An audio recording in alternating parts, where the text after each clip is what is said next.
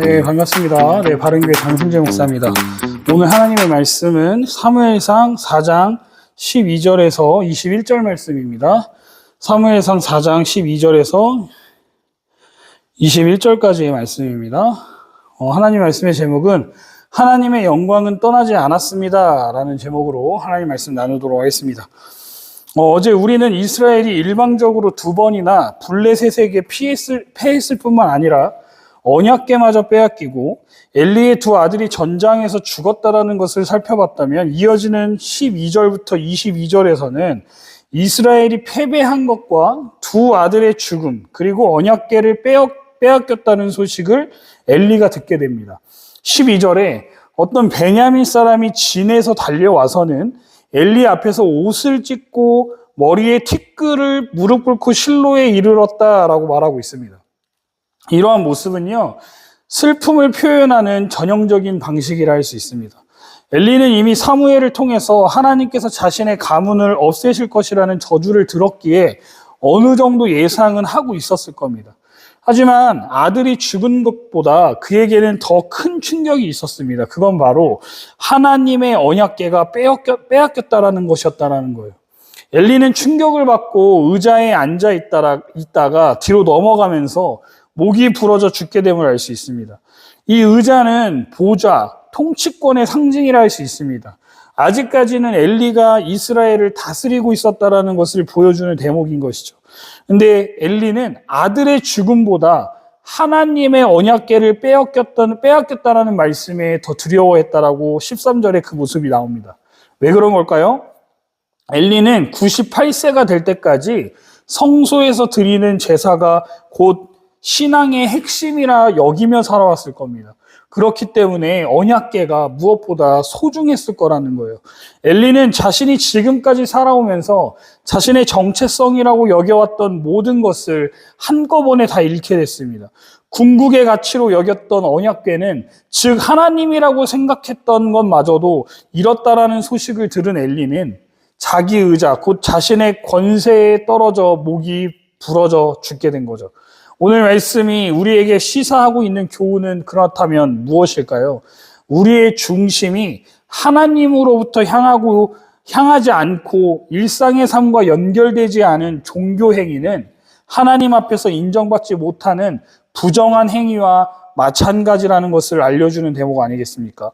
당시 이 책을 읽던 첫 독자들은 자신의 선조들이 하나님 앞에서 지은 죄를 고백하고 하나님 심판의 엄중함을 새삼 되새겼을 겁니다. 더불어 회개하면서 하나님의 용서와 구원을 바라고 간구했을 겁니다. 이 메시지는 우리에게도 동일한 교훈을 주고 있다는 겁니다. 우리도 그래야 한다는 거예요. 여러분, 기독교는 단순히 예수 믿고 복 받는 곳이 아닙니다. 내가 열심히 교회에서 봉사하고 예배를 잘 드리면 하나님은 당연히 나에게 복을 주셔야 된다라는 이 엘리 집안의 사람들과 당시 이스라엘 백성들과 같이 종교 생활을 하면 안 된다라는 겁니다. 우리가 하나님께 구원받을 수 있었던 것은 우리가 하나님께 어떤 함직한 것을 드려서가 아닙니다. 오직 그분의 은혜로 값없이 주어진 선물이라는 거예요. 우리가 하는 모든 봉사와 섬김의 이유와 근거는 바로 복음을 통해서 이미 주어진 하나님의 용서와 받아주심과 인정의 은혜와 축복 때문이어야 한다는 겁니다. 기억하십시오. 하나님은 우리의 노력이나 의로움 때문에 저와 여러분들을 구원해 주신 것도 아니고 받아들여 주신 것도 아니라는 사실이에요. 우리가 하나님을 예배하고 물질을 드리고 섬기는 것은 이미 받은 그분의 은혜에 대한 당연한 반응인 겁니다. 믿음의 자연스러운 결과이지 그 자체가 우리를 하나님께 더 가까이 가게 하거나 인정받도록 하는 수단이 될 수 없다라는 거예요. 하지만 많은 사람들이 내 노력과 공로를 통해서 하나님께 더 가까이 나아가고 있다라고 믿는다라는 겁니다. 또 열심히 해야지만 하나님께서 내게 은혜와 큰 축복을 주신다고 착각하면서 신앙생활을 하는 사람이 많다라는 거예요. 또 한편으로는 하나님께 버림받거나 벌을 받을지 모른다라는 그 두려움 때문에 맡겨진 일들을 열심히 하려고 발버둥 치는 사람들도 있습니다. 이 2가지 경우 모두 복음의 은혜를 벗어난 결과라는 거예요. 엘리 집안이 종교적 노력의 결과로서 하나님의 은혜를 받기 위해 노력해 왔다라는 것을 보여주는 행실을 이 며느리의 고백을 통해 확인할 수 있습니다. 비느하스의 아내는 해산을 앞두고 시아버지와 남편이 죽었다라는 소식을 듣게 되고 이에 충격을 받아서 죽어가며 아이를 낳았습니다. 그래서 결국 죽게 되는데요. 그 와중에 이제 태어난 아이 이름을 뭐라고 짓냐면 이가봇이라고 지었다라고 19절과 21절에 나옵니다. 이 이름의 뜻을 보면 가봇은 영광이라는 뜻이고 이는 떠났다라는 뜻입니다. 그러니까 하나님의 영광이 떠났고 자식의 이름을 지었다라는 거예요. 그러면 진정 하나님의 영광은 이 여인의 말처럼 사라진 걸까요? 그건 엘리 집안의 착각이었다라는 거예요. 엘리의 며느리 입장에서는 남편과 시아버지가 죽고 이스라엘이 전쟁에서 패했으므로 이스라엘의 영광이 떠났다라고 느꼈을 겁니다. 당시 고대근동 사람들은 하나님의 언약궤를 이방인에게 빼앗긴 일을 통해서 블레셋의 신에게 하나님께서 패배하셔서 포로가 된 것으로 이해했기 때문이에요. 그래서 비느하스의 아내는 이스라엘의 영광이 떠났다라는 절망적인 말을 남기고 죽음을 맞이한 것이죠. 그런데 그거 아십니까? 오히려 엘리 가문의 저주가 임한 것이 하나님의 영광이 나타난 일이었다라는 거예요.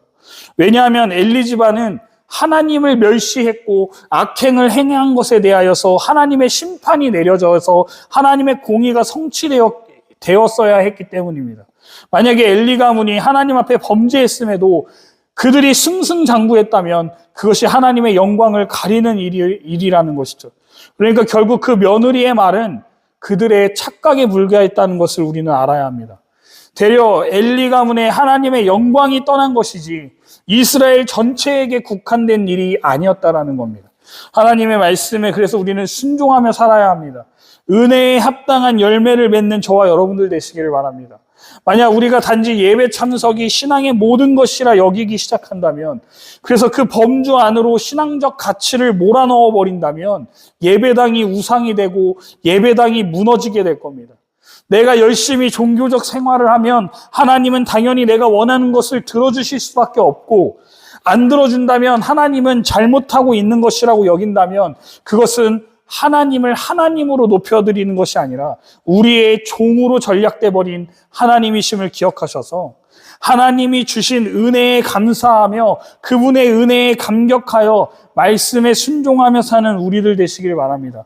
그래서 엘리 집안과 같이 멸망당하는 일이 없도록, 그래서 우리가 멸망을 당했음에도 마치 그것이 우리 집안의 멸망이 아니라 모든 이스라엘 백성들의 멸망으로 생각하는, 우를 범하지 않는, 늘 깨어 있는 신앙생활 하시기를 주님의 이름으로 축원드립니다.